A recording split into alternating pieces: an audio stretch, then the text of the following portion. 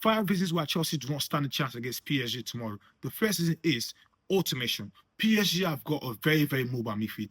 One of the key reasons why PSG can beat anything they play is the fact that their midfield is very mobile. They have got legs in the midfield. They were so good with this that Arteta had to go into the market and get a very mobile midfielder in Zubimendi. The first minute you can see Zubimendi playing 6, the next minute you can see him playing 10, trying to get the ball and score. And Pep Guardiola also saw this factor, having played against PSG. What did he do? He went to AC Milan and got Tijani Reinders, a very mobile midfielder. Add more legs to the Man City midfield. Having Tijani Reinders, Rodri, and Bernardo Silva, Man City become a very, very mobile in the midfield because there are players who can actually cover a lot of kilometers. This is the same thing that PSG have got in abundance. PSG are so good that sometimes you can see Vitinha playing off the centre backs. He could be at the centre back position, playing the passes to the left back or the right back, even orchestrating play from there. PSG have got players who ultimately position at a different part of the game.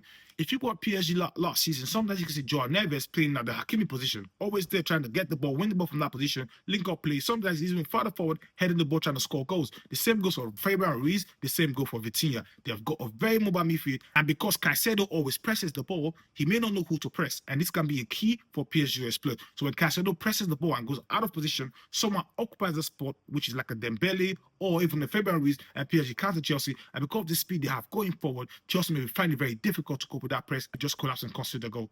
Time with the manager.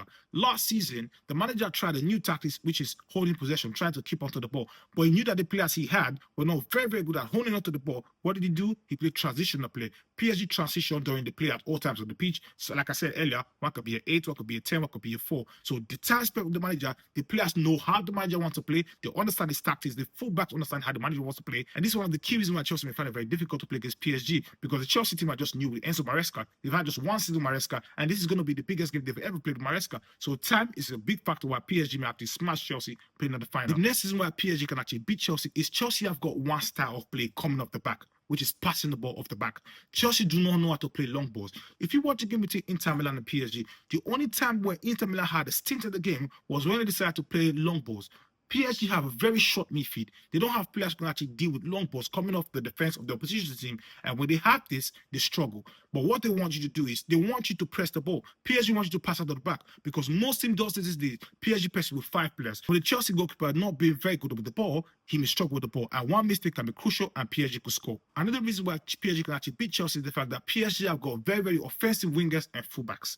PSG wingers and fullbacks are extremely offensive and extremely defensive, while the Chelsea fullbacks are very good going forward, but you can't say the same for them going backward. So it's easier for Hakimi and Desiree Doué to double team on the Cucurella, with Hakimi inverting.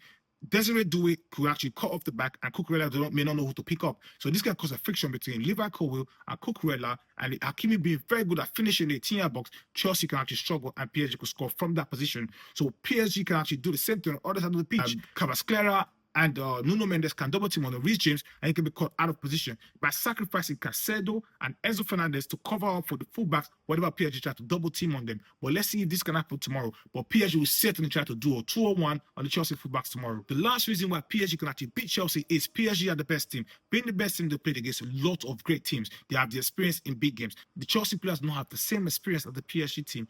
If you look at the Chelsea team play, this is the biggest game they play with the manager. Collectively, this is the biggest team they've actually played. The whole world is watching tomorrow. The pressure will be on. While the PSG team have played Champions League final, the whole world is watching. They play against Real Madrid, the whole world is watching. So they are battle tested, and this can be a very important factor to beating Chelsea tomorrow. That's it for me, guys. Let me know what you think in the comment section. Do you think Chelsea can beat PSG, or do you think PSG will smack Chelsea all the way through and become Club World Cup champions? See you in the next video.